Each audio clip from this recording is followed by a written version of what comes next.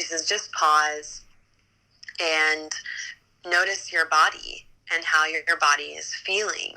And when you notice that, you notice tension that maybe you weren't aware of before. And as you release the tension, you connect to your breath. And through this process of releasing tension and connecting to the breath, that pause lasts a little bit longer, and you can choose in the moment, like, which direction do I want to go? Welcome to the Less Trodden Path podcast, a dedication to untangling the world in a raw and honest way, following your gut and your dreams, no matter what they may be.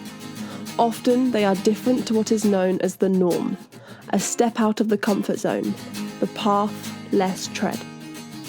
We are here to help inspire you to take your own path by sharing both our own journey and the stories of others too, making it clear along the way that anyone can do it, whatever it may be, with all the ups and downs, the good, the bad, the pretty, the ugly included.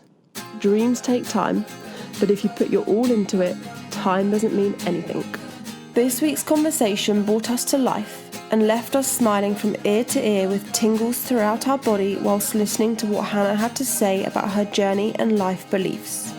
Since meeting Hana for the first time in November 2019, I have always had an itch to hear her journey. So to have this opportunity to share this connection with you as listeners is truly something special.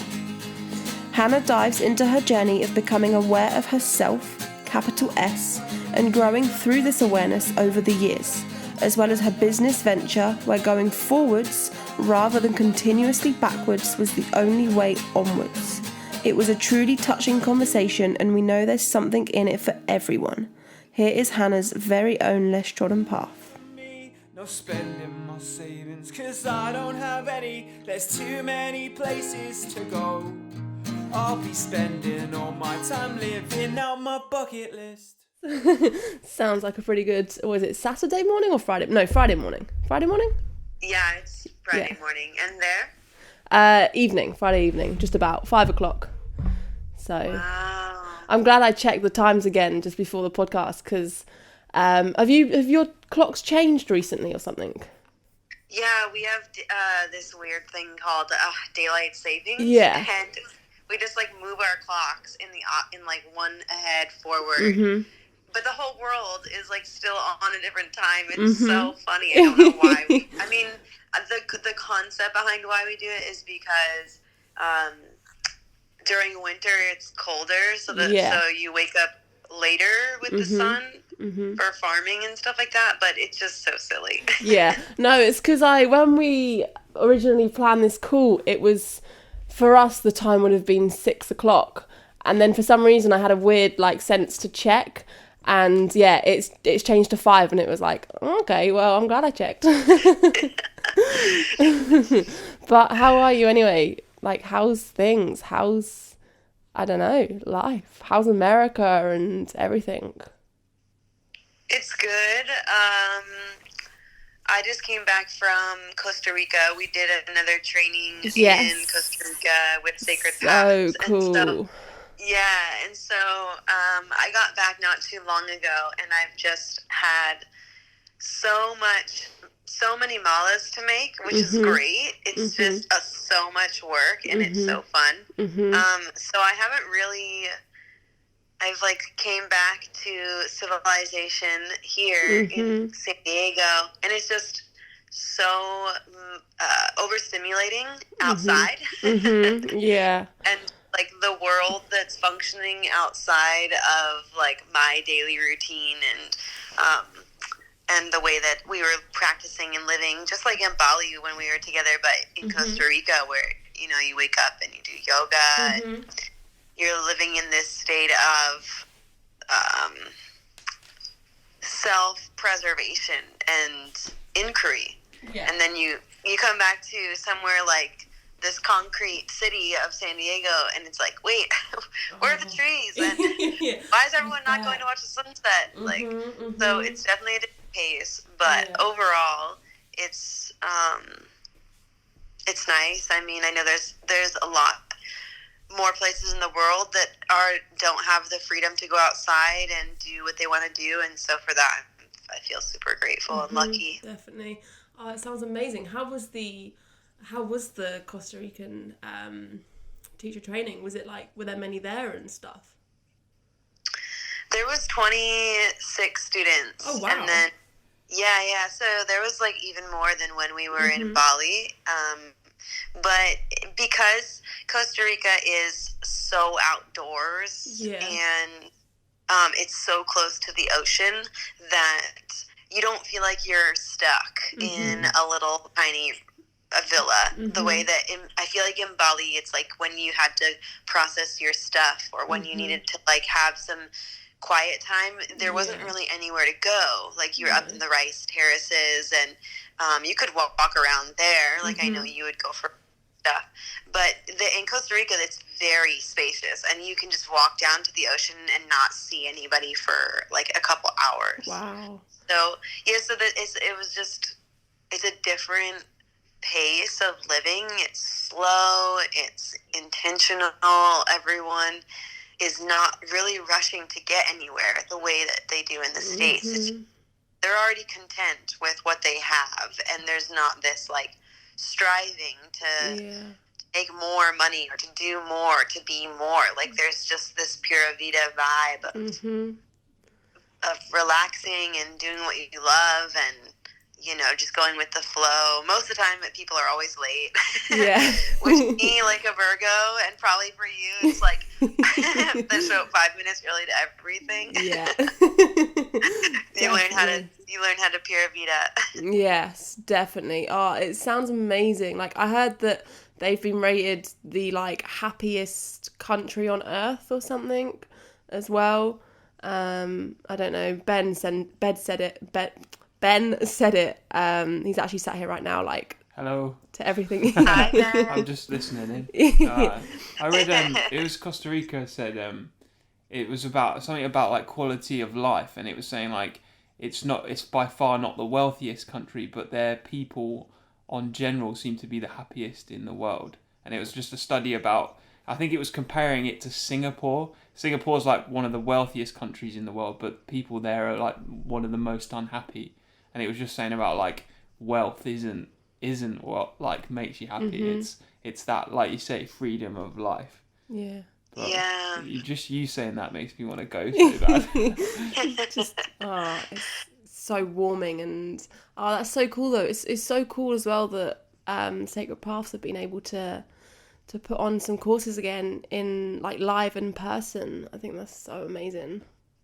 Yeah, they've been doing online, which is great. But it was that was the first training that opened up in person for us, and it just felt good to be around strangers and to like make friends with a group of strangers. And by the end of the 21 days, just be like so sad that everyone has to go their own ways, but so excited that like everyone's transformed and changed and stepped into being their most authentic and intentional and empowered self. And it's really cool. I remember when they opened up the borders and we decided to go to Costa Rica for the training. I just wanted to dance with strangers. That was like my most exciting event. Was like, I just can't wait to put music on and to dance with complete strangers. Yeah, definitely. Oh, it's crazy how much it's made us realize how like amazing those kind of things are. Yeah. And how needed they are.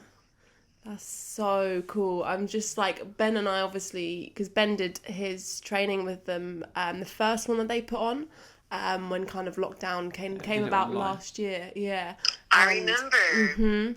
And then obviously because I did mine in Bali, we follow them quite closely, and everything they do is like, oh, Sacred Path is doing this, or oh, they're doing that, and like, oh, we just, it's just incredible. And obviously I say they as in like you as well, have just helped us on such an incredible journey that we're just so that we just have so much energy and time for them, and just everything for you and Sacred Paths, and everything as a kind of a whole.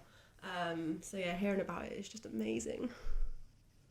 Yeah, I saw on that you are back home for a little bit. So where are you guys on your journey? Yeah, so we obviously were in Europe for 5 months, and we literally returned on Wednesday, so just 2 days ago. We were going to be continuing for a bit longer, but due to kind of just all sorts of reasons, especially with kind of coronavirus and Brexit. I don't know if you've heard of Brexit, but with that, it just made sense to just return, and we now have to quarantine for 10 days.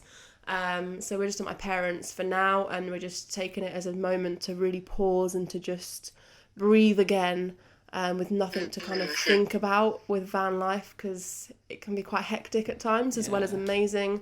And then we have no idea what next, but we are literally just doing... We're taking the 10-day quarantine as a sign of, like, 10 days of not thinking, not really doing... Just being. Just focusing on us. And a bit like a kind of... like a 10-day retreat. Yeah. Where you're not allowed to leave, you just have to be... Not allowed to do anything, but kind of, you know, you have to, like, not speak for a day and, you know, just yoga and dance and flow and eat good food. We're just and, sort of having a real reset and enjoying free-flowing water and electricity. Yeah, warm showers. Yeah.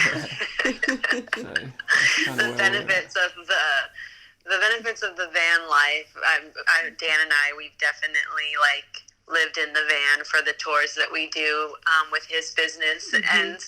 But when you get to a place with running warm water and there's just nothing like it. I know. It's funny because the whole time we've been in the van, obviously we've learnt so much. We've learnt how much electricity we use. We've learnt how much water we use. And the whole time we were like, when I return, I'm going to be so careful with the water. And I mean, we of course are, but you know, 2-3 days into being back, and we are just standing in the shower for like ages, just enjoying we're putting that off the for a warmth. little bit because Yeah. we need to enjoy it. But we're definitely like so appreciative now. Felt like the little things are like magic right now. Just being able to plug your laptop in and not worry about the electricity being rinsed is amazing. It's crazy. Yeah. But it's real. But yeah, have you still didn't you buy that school bus a little while ago? We did buy a school bus. What's like the deal with that, if you want to talk about it? I don't know. Yeah, so Dan's business, my partner, he has the Solid surfboard, so it's sustainable surfboards here in the United States, and we've been doing tours for the past... He's been doing it almost probably for the past 10 or 12 years. And he started in his Prius, and he put like 14 surfboards in his Prius, and he toured the east coast of the United States selling surfboards to every surf shop. But then over the years, the Prius didn't really cut it. And so we have a Sprinter van that we bought, and we didn't convert it. It just holds surfboards. And so we've been driving that thing up both coasts of the U.S. And then while we were in Maine, we found this school bus. And he just came up to me one day. He's like, "Hey, I just bought a school bus." And I was like, "Awesome, great." No way. I love it. Yeah. So that night we like pulled all of the seats out. It was so freezing in Maine. It was like the first, it was maybe, I don't know, it was freezing compared to San Diego. It was probably like 30 degrees, which isn't even that bad, but it was so cold. And we were just like sawzawing the seats off because we couldn't, the nails were so rusted that we had to like cut all of how many seats are there in a bus? Like 30 seats. Yeah. Oh. And so we took all the seats off, brought them to a junkyard. Some guy came in and took some of them also.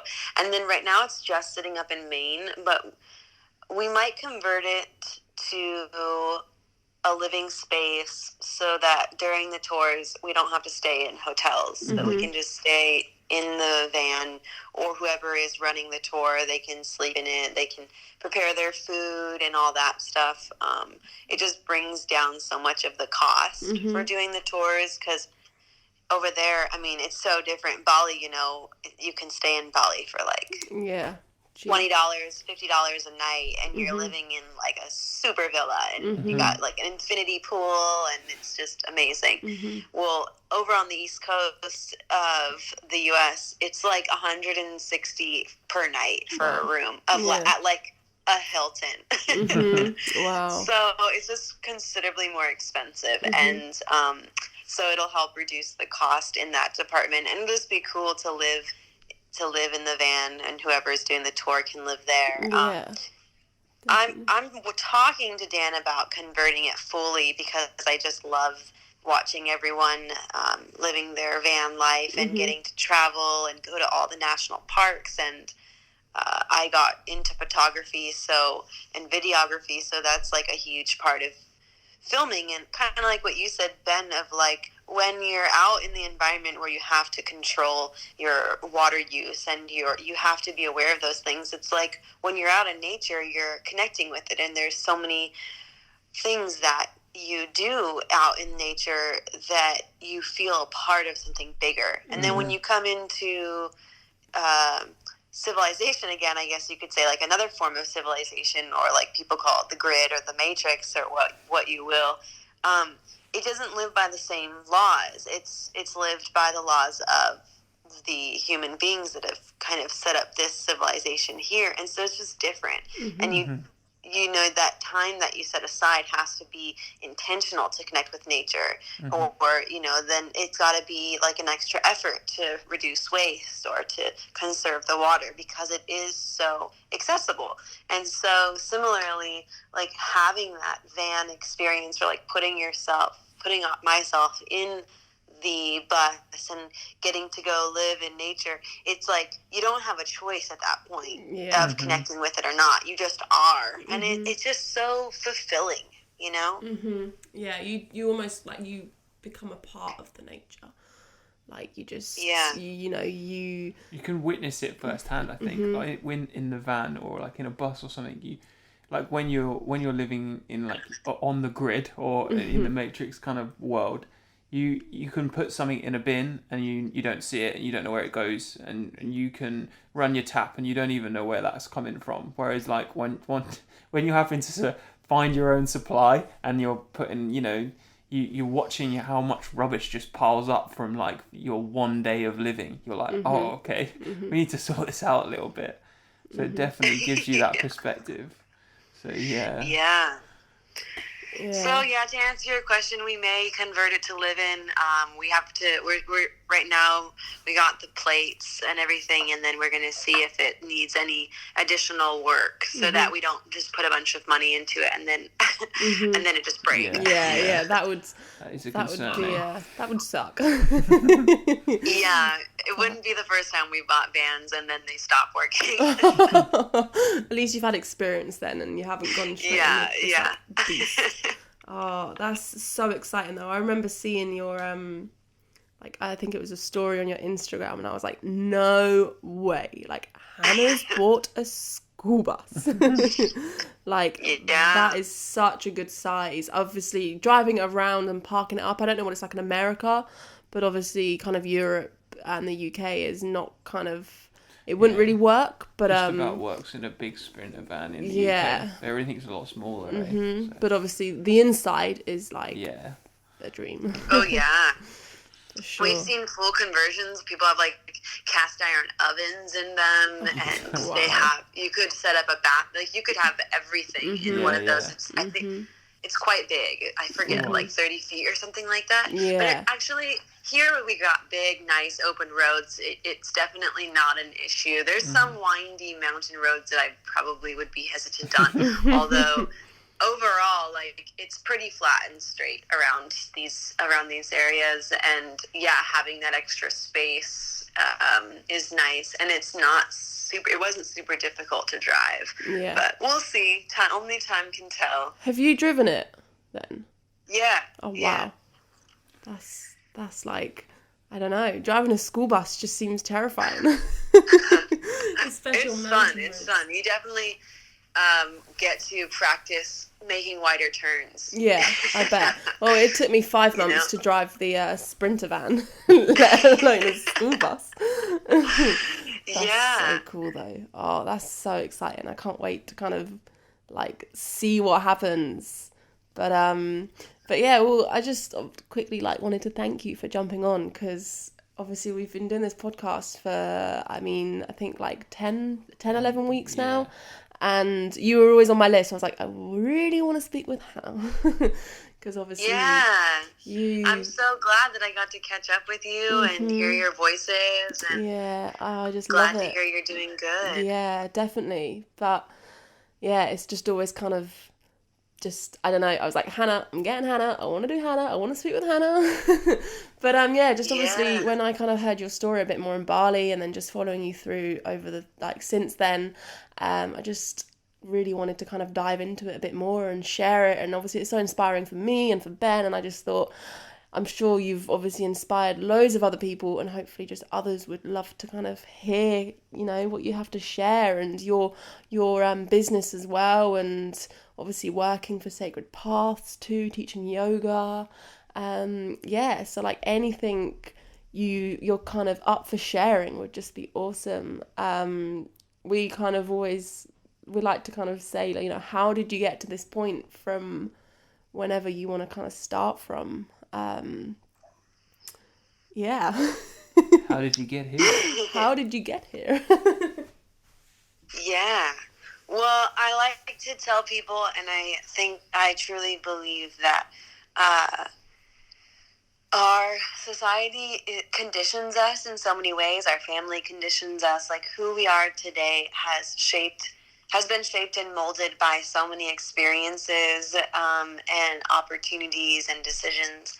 And I like to remind myself that if I am doubting myself, or if I feel like I'm not capable of doing something, or if I feel like I have to make big decisions in life, I just remind myself that I'm like exactly where I'm meant to be. Mm-hmm. Because so often I find that there can be these other agendas that I have, and things that come from outside of me, whether it's through social media or other people or my community that ask things of me. And it can get quickly overwhelming for me to decide like what to do with my life, or to decide or to understand how did I get to where I am. Mm-hmm. And just like that reminder that if I was meant to be doing something else, I would be doing something else. So to say, how did I get here, is like, wow, it's such a nice question, because there's so many different paths that I could take. Mm-hmm. Is there something in particular that you feel that would align with what you want to hear as well? I mean, like, obviously, so we're quite, people usually look at others and they're like, oh, they have everything, they're living the dream, I want to do that, and all that kind of stuff. Whereas that isn't the case, in the sense of everyone has ups and downs. Everyone has to work hard to get to where they are, but also everyone's there is always, like, continually on their journey. Yeah, like there is no end. It's kind of thing. It's like the journey's finished and you're listening to the end of the journey. Yeah. Like, everyone's on their journey. And we're just trying to kind of, we really want to inspire others to perhaps follow their path, what it is they really want, even if it's, anything. Like, there's no right or wrong, and it's just to just get the message out and to share super inspiring stories, and just share life, I guess. Yeah, like real life, like raw and real honest stuff. So just, obviously you have your business, and I know that, people are always like, oh, I'd love to own my own business and things like that. But it's also like, obviously I'm assuming that it hasn't been just a straight kind of up and everything's been amazing the whole time and there's never been lows. And obviously not just talk about the negative, like there's obviously, we want to kind of talk about the highs as well, but to just share the journey, share the whole journey from whenever you kind of feel like you'd like to kind of go from to to now and beyond, I guess. Yeah. Yeah. Yeah, I love that. I heard so many great things that I could speak to. And for me, my journey began in a pretty, not so much, I wouldn't say dark, but in a place where I was very much in my suffering and I wasn't aware of my own suffering. So when I got out of school, I just turned 30 this year, so I got out of school almost like 10 years ago. And I had gotten a sports injury playing soccer, and that was the first time in my life where I had to look at myself and see that I could no longer do what I was doing, and that I had to ask myself, like, who am I? Who am I if I'm not this athlete, if I'm not this soccer player? Because that was so much my identity of who I identified as. And so that was the first time I really had to ask myself, like, who am I? What do I want with my life? Like, where am I going? And right away, I started hanging out with the wrong people. And although, what's right and wrong, because every step of the journey led me to where I am now, and I don't think that I would go back and do it any other way. And I just got into drugs and alcohol, and I knew after a while that wasn't working for me, and that there was some sort of numbing that I was doing, and an avoidance of what I was feeling through substance abuse. And so when I found yoga, I literally saw this chick on Facebook. She looked really sexy, and I was like, okay, I want to look like that. And I started going to these hot yoga classes here in the U.S. and found that while I was very attached to the practice for the physical benefit, I started to notice subtle shifts in how I perceived the world. And I started to wake up, and I became more and more aware of, like, how I judged people, or how I judged myself, or the way that I spoke to myself, and how most of the time it was quite negative. And how there was so many opportunities that I was missing by staying just in my comfort zone and staying with doing the things that I knew were safe. And so through the practice of yoga, I quickly learned that I wanted to become a yoga teacher.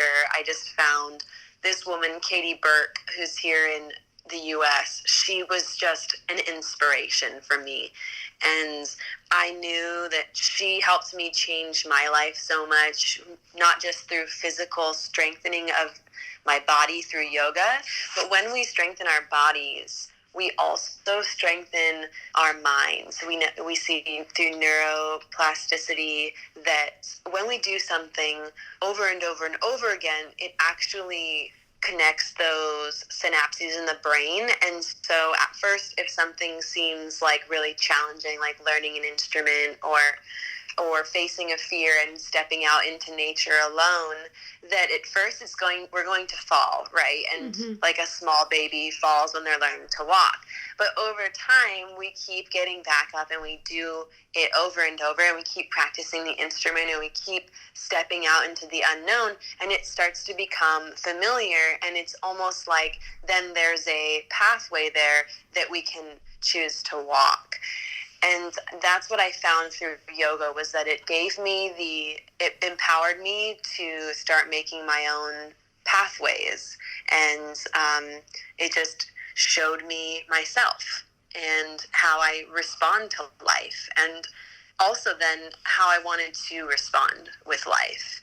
And it's, like you said, it's a continuous journey that there's been many, many experiences since then that have challenged me, but ultimately I've gained this awareness of how I respond so that I no longer respond from like a fight or flight place, but instead I can say, hold on, I know this feeling.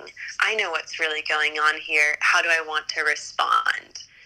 So life is still throwing me curveballs, and there's still ups and downs, and but there's always a way, like we always can choose our attitude to how we approach life. And that's what's going to really create a big shift in whether we stay hooked in our suffering or whether we like experience suffering but are not caught in it. Does that make sense? Yeah. Yeah, makes loads of sense. Definitely. I mean, Completely relate. Yeah. So that, for me, that was like my initiation, if you will, into living a more conscious and yogic lifestyle. And then once I started teaching yoga, it was, I was working another job. I was working at a law office. I was working at Starbucks. And there came a time where I had to take that step into the unknown of like following my dreams and wanting to teach yoga full time, but it would have required me to take a significant decrease in finances and that sort of unknown of how was I going to pay rent? How was I going to make sure that all my bills are paid?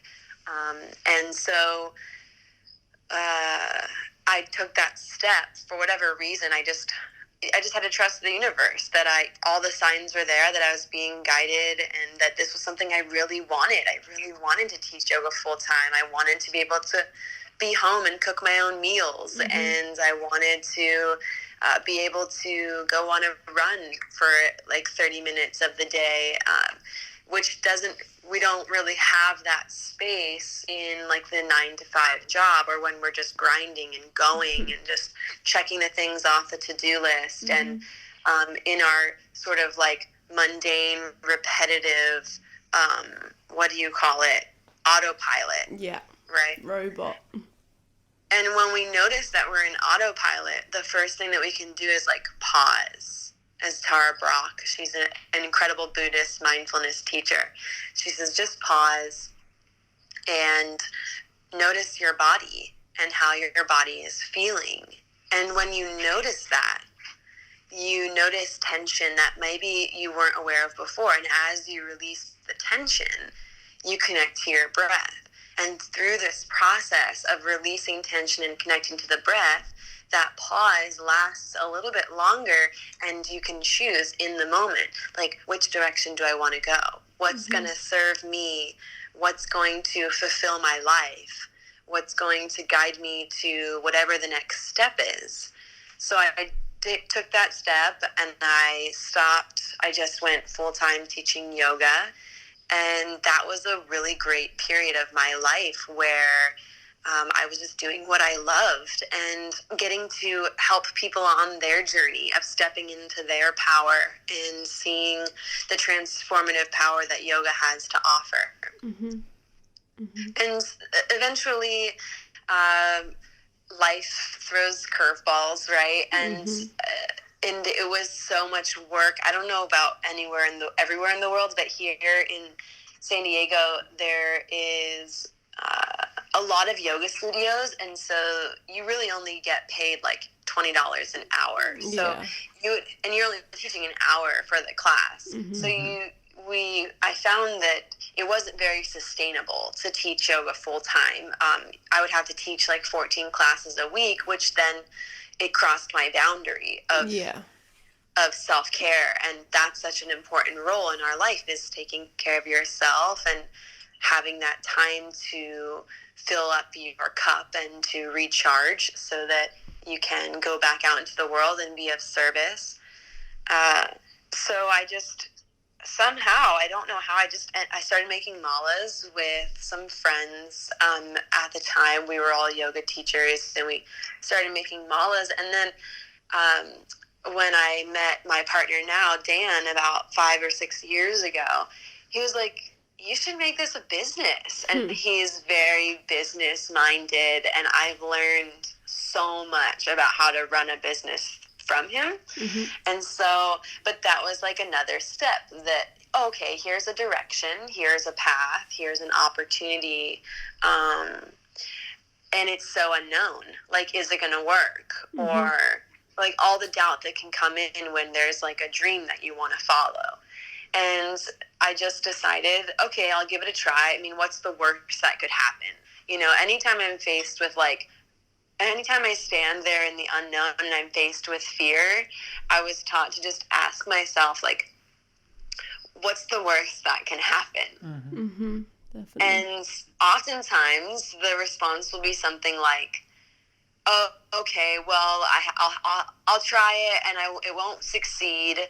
And then either I'll be back to where I am now, which is not really where I want to be, or I won't make any money. Okay, what's worse than that? Okay, well then I'll have to like live with my parents or like have to go live on the streets. And like you go further and further into it and you realize that like it's all just there. And it's our perception of how we see the fear itself. And the shamans, they used to say, like, you know, if you can name whatever the fear is, if you can name what you think is holding you back, or if you can name the emotion that has a charge over you, then it loses its power.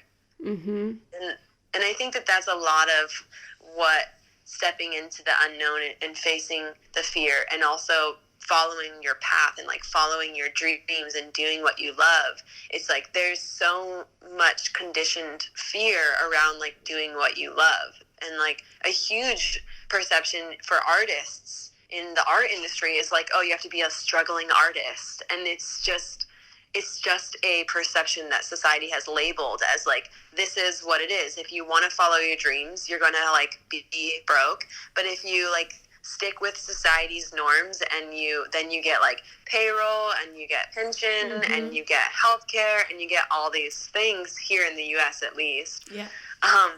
And so, but in fact, it's all just a structure and a system that's set up so that you keep staying in the mundane and you keep staying in the daily habits that prevent you from stepping into what you really want to be stepping into. And at any point, you can choose to step into that. You know, you can choose to follow your dreams. You can choose to go in the direction of what's going to make you happy, even if you don't know. Like, a lot of people come to yoga and they don't know what's going to make them happy. They're like, well, I want to make this change. I just know that, like, what I'm doing isn't working for me. And ultimately, I'll tell them, I'll just say, like, if you don't know what makes you happy, like, what's something that you enjoy doing? And this woman I was working with, she said, well, I've been getting into photography, or I try to do one thing a week that I've never done before. It's like, okay, then keep doing that, and that will guide you to your purpose if you don't feel like you have purpose or meaning. I feel like you've just rounded off our whole podcast and kind of like why we're trying to do this podcast and share it, because that is literally just taken the words out of our mouths. Like, everything you've just said, we personally resonate with it so much. And obviously, same, you know, like everyone, we still, you know, we have the highs and the lows all the time, but that is exactly kind of what we have become aware of over the last few years, and what we're trying to kind of do ourselves, plus share with just everyone else, because it's so true. Like, it's just, and you know, you see, obviously, even though we kind of are still learning in it, you see others who aren't aware of it, and it's just, you know, the whole world kind of needs to know it and deserves to know that truth. Yeah. I'm like tingling. It was so epic. It was such an epic, like, you know, way to say it, I guess. It was really cool. Yeah, I mean, and if you think about it, like, no matter where anyone is in their journey, because someone could be listening to this and be like, oh, well, that's cool that they're doing what they love, but, like, not everyone can do that. Like, I have kids to take care of. I have like a mortgage to pay, and there's like a real reality to life that's like, and people will use those limiting beliefs, because that's really what it is. It's just a limiting belief. Like, there's families out there that are on the road in their vans, and like people make it work, you know. Yeah. But what I find so interesting is like you said, like, we're still learning, and it's the same thing. Probably, Ben, have you given music lessons to people before? Yeah. Yeah, and so it's like you learned this instrument, and you were then able to teach someone else how to use the instrument. And it's the same concept. It's like, we're all walking the journey.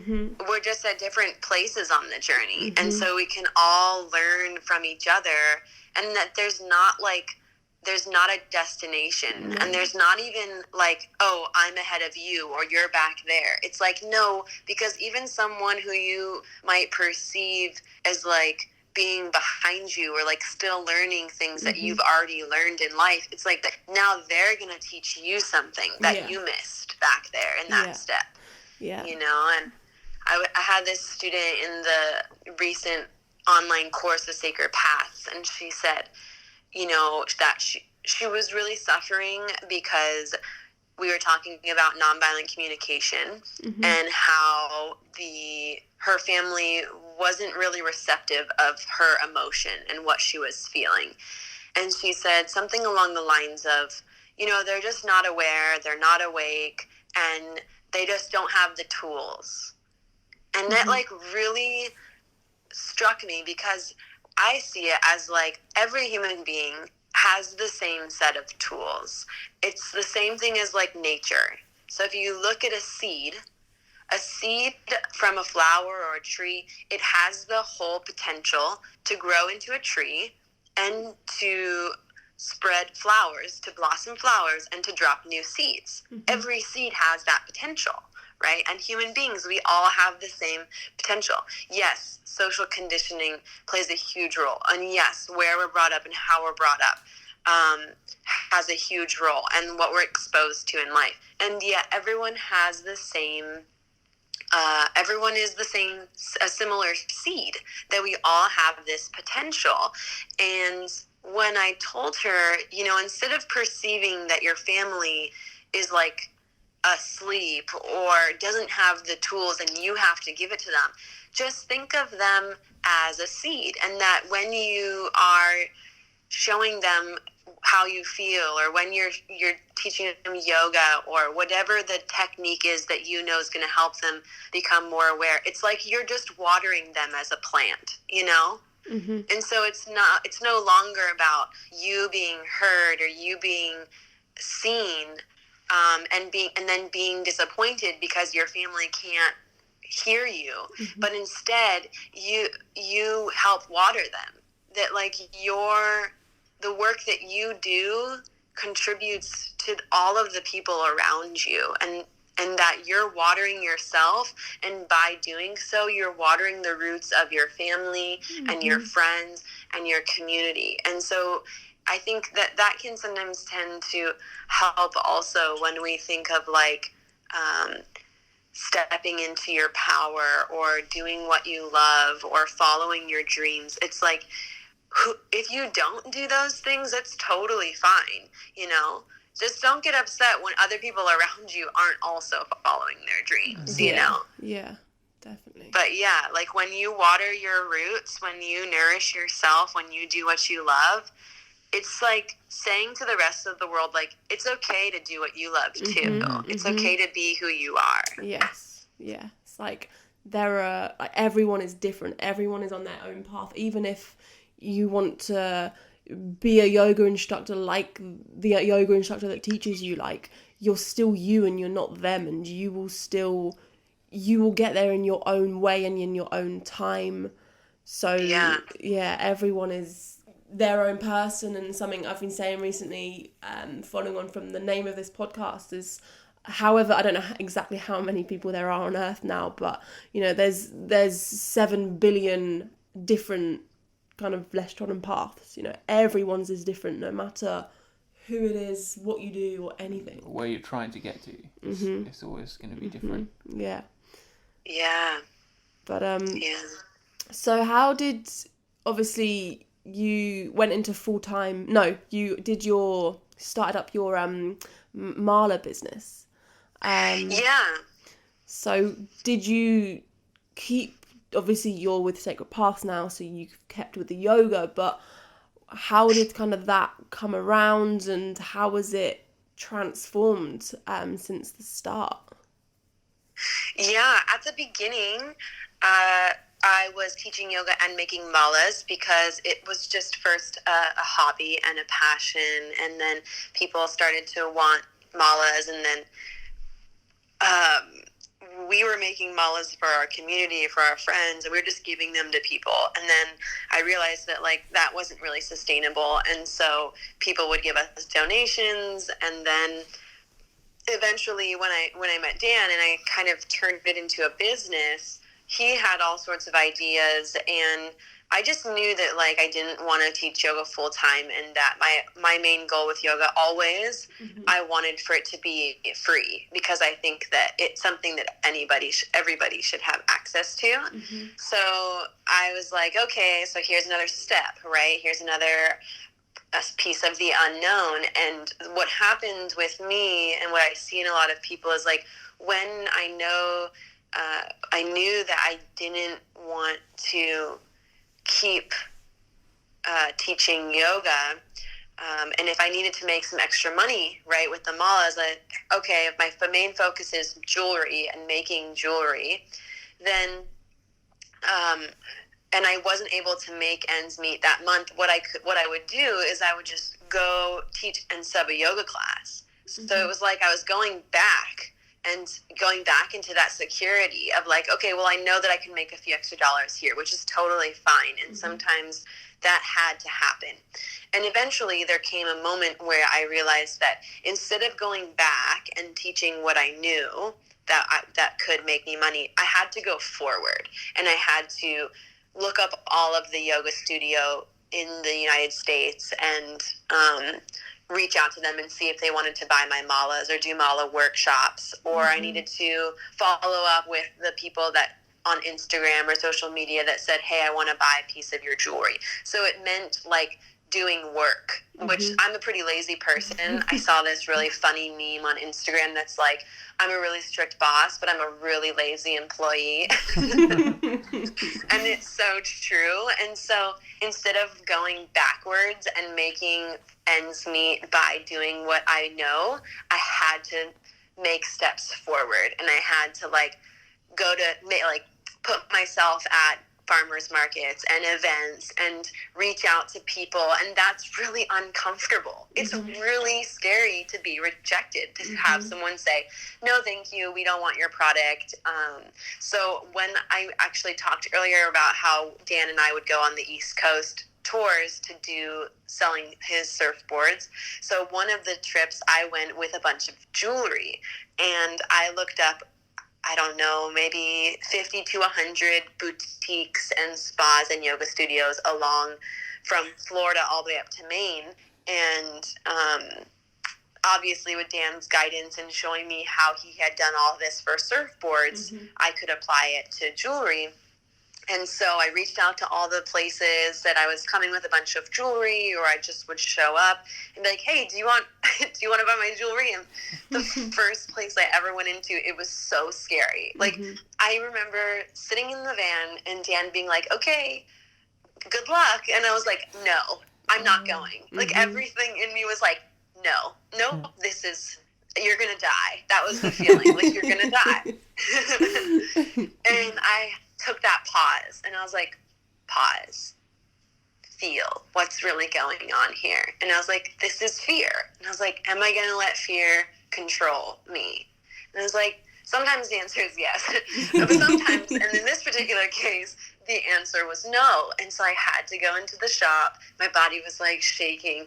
And I just remember that first shop, and they're like, no, thank you. And I was like, okay, great. And then I could literally have every shop tell me no, and I would have been fine with it. But that first no and that anticipation was the scariest moment. But by doing that, and by going to all those shops and and facing the rejection and facing the fact that some people aren't going to want my product, I got like 14 shops that said yes. So then I had 14 connections that were selling my jewelry on the East Coast. Mm-hmm. And I did the same thing on the West Coast. Wow. And so I just had to keep taking those steps forward instead of going backwards. So that played a huge role in where I am now, to where now I just teach yoga for fun when I want to teach yoga, and when I'm inspired to offer a course online, or when I'm inspired to teach, and it's not like an obligation. Because for me, when it's an obligation, it's not fun anymore. And then it's not coming from a place of like heartfelt, meaningful inspiration. It's just coming from a place of like, I have to do this even though I don't really want to do it. And especially with which yoga. is energy. You know, it can be felt. I was literally about to say that, like, especially with yoga, it's really all about energy. And if you're just coming, like you said, from a place that it isn't, you're not feeling it, then it is definitely, that energy is definitely passed on. So yeah, it really is all about doing it because you love it rather than because you have to, or because you just, it's already there kind of thing. Yeah. So now I make malas full time, and I make jewelry full time. And if you saw my house right now, there's just beads everywhere. Wow. I've been filling this 100 mala order. This woman from Costa Rica, she does like ceremonies, and she's part of this summit of healers and people like that, and she ordered 100 malas, so now that's like my full-time thing. And there's still moments where I doubt, do I want to be making malas? And there's constantly moments where I doubt myself, or I kind of backtrack, or I fear taking the next step. And like I said, with time, it just gets, I don't even know if it gets easier. You just start to realize, like, okay, I use the analogy of like a house, and the first time you go into the house and you explore the rooms and all of the stuff, you start to see like, okay, this is what's in this room, this is what's in this room.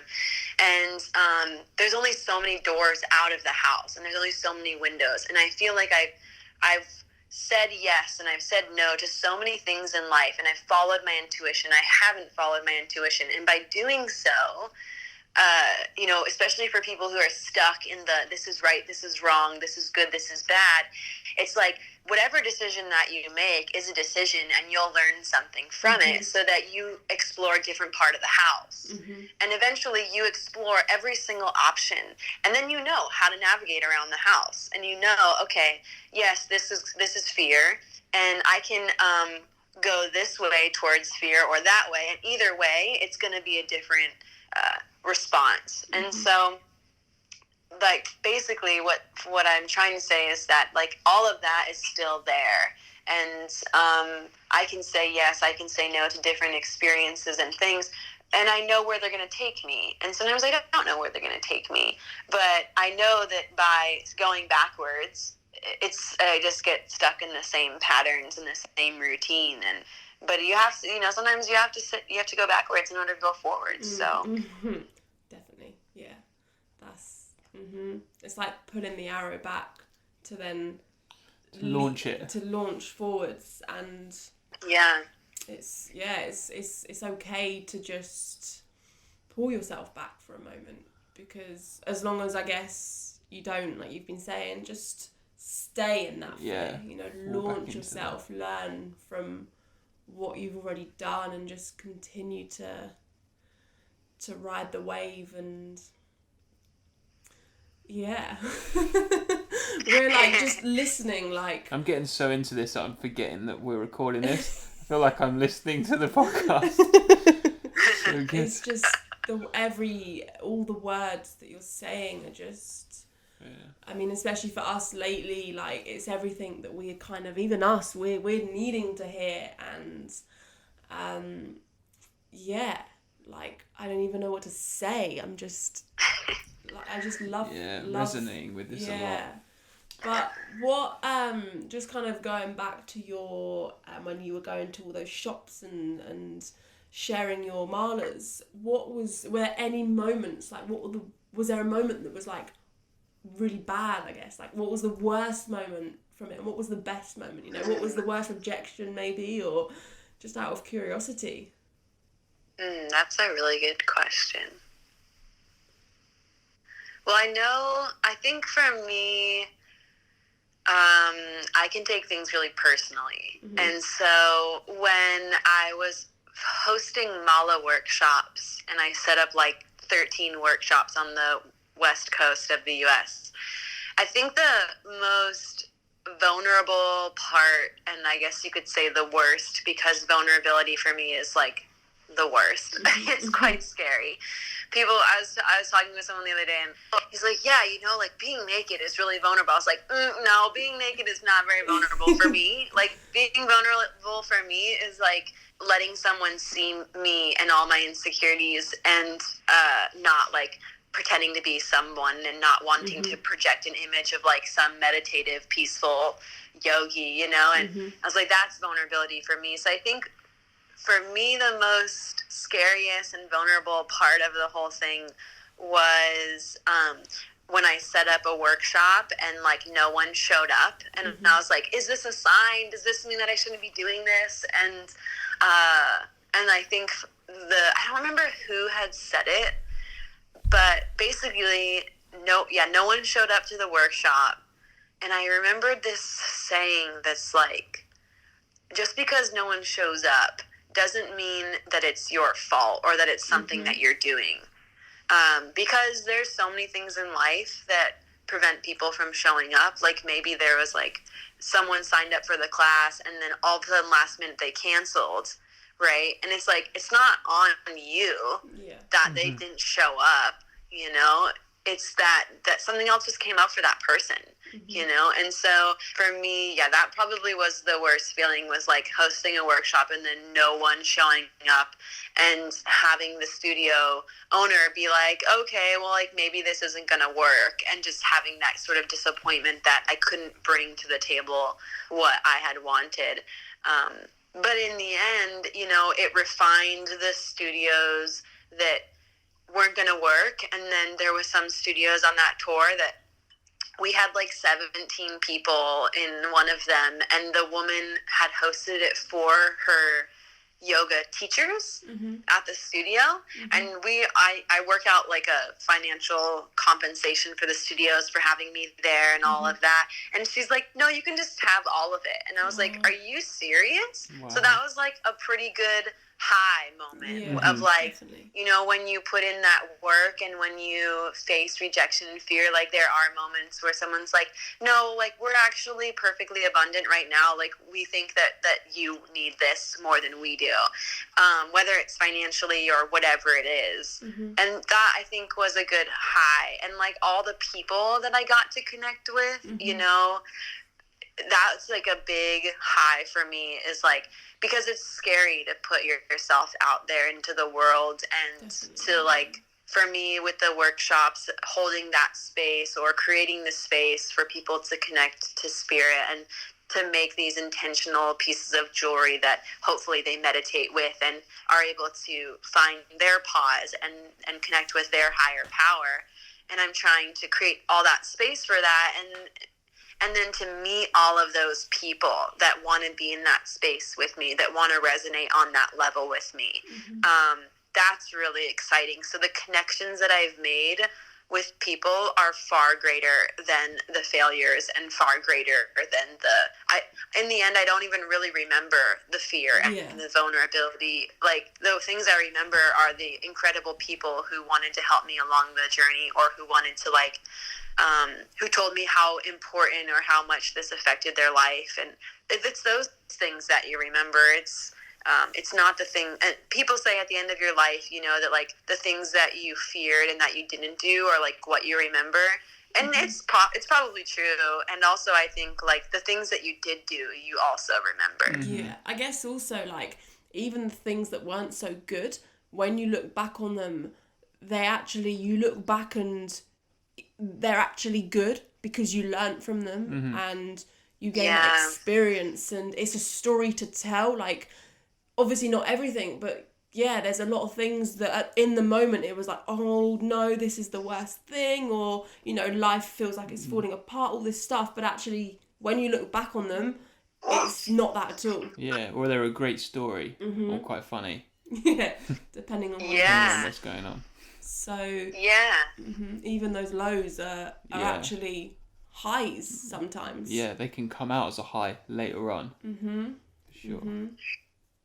That's what I love to say, like, is, and going back to that idea of nature and people, how much we are nature, and like, you know, a flower blooms and it drops its seed, and then the seeds go dormant into the ground, which could be considered like those times in our life where we feel like we're in the dark, or we feel stuck, or we feel confused and lost. And that's like, we're in the soil. We're like in the soil as the seed, and we got to sprout.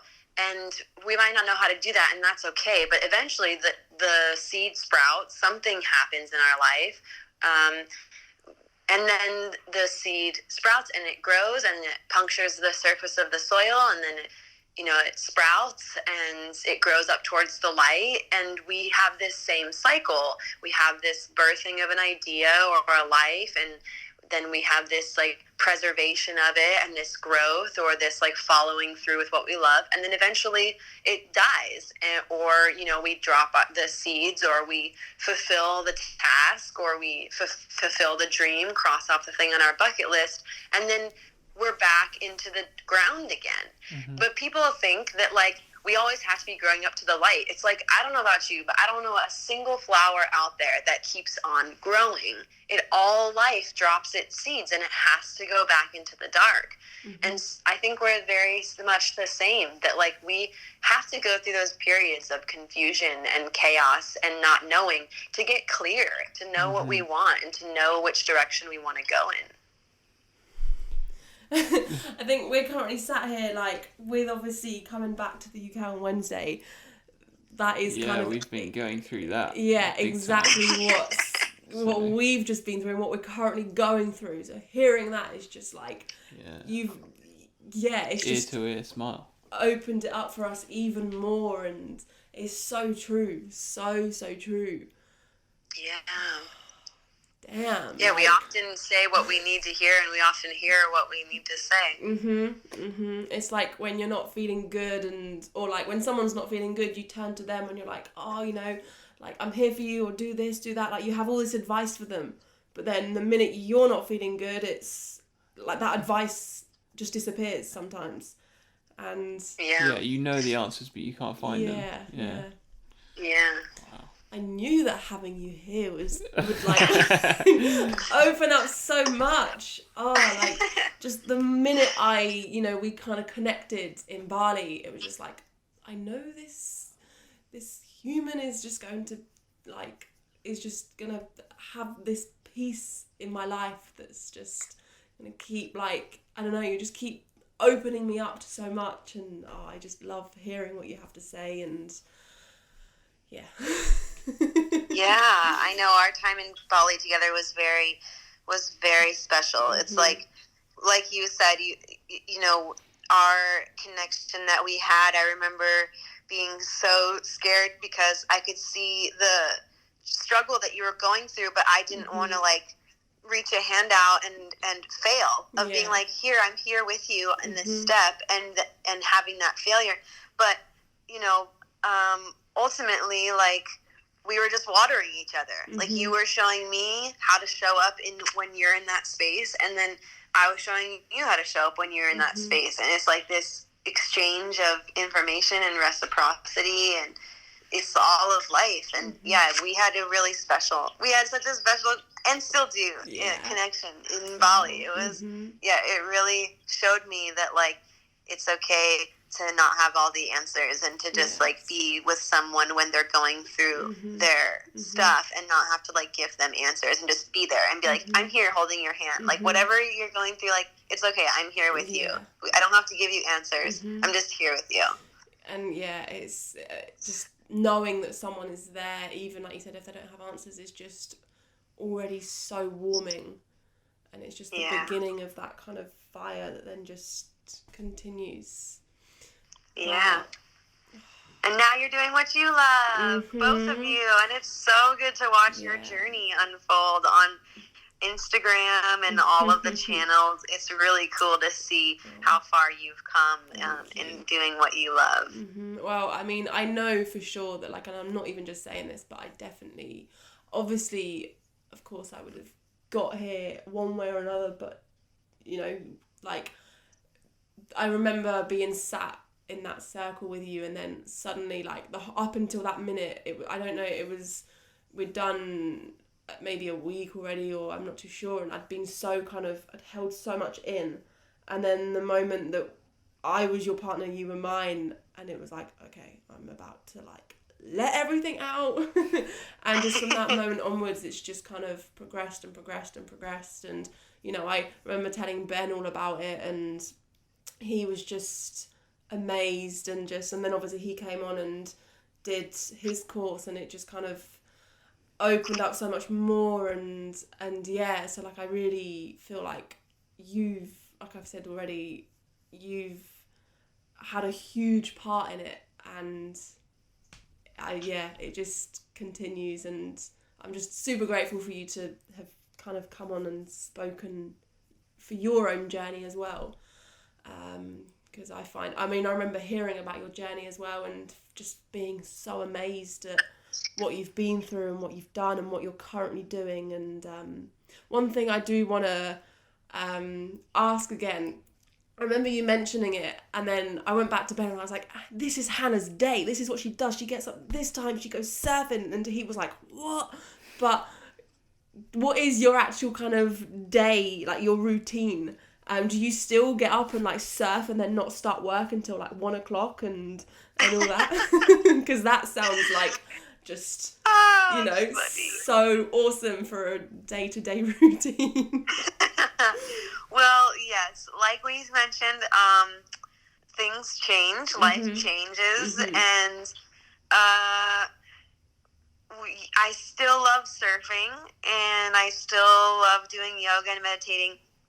I'm not so attached to, like, when I do X, Y, and Z, that will make me happy. So now, you know, right now I have this, like, 100 mala order, and I have 2 weeks to make it. So right now, currently, I, like, wake up and I just make malas all day long. I'm counting 108, like, 900 times. So I have quite a bit of work under my belt right now. So it does kind of change my life, and that's yoga, is that adaptability and that flexibility of knowing, like, okay, now I need to show up in this way.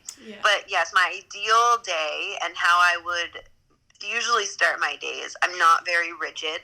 So if I wake up and I don't feel like working that day, I mean, I have my own business, so I just don't work that day. If I have employees, it's a little bit of a different story.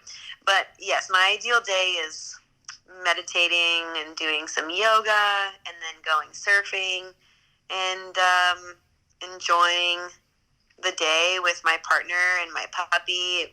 We take him for walks in the morning, and that's really important to me, is, like, get out in nature and to get my body moving. And so that's, like, my ideal day. But I do find that with my own business and with life, that, like, if I don't set boundaries, my business will run me over. So usually the mornings, especially right now, especially too because Dan has his busy life with his business, this is like going into high season, we just take the first, like, hour. We wake up and we have our coffee or our tea together, and we take our dog for a walk, and then we kind of start our day around, like, 9 or 10. But, you know, it's always changing, and having that special time for yourself in the morning, whether it's whatever it is, you know, for me, that's super important.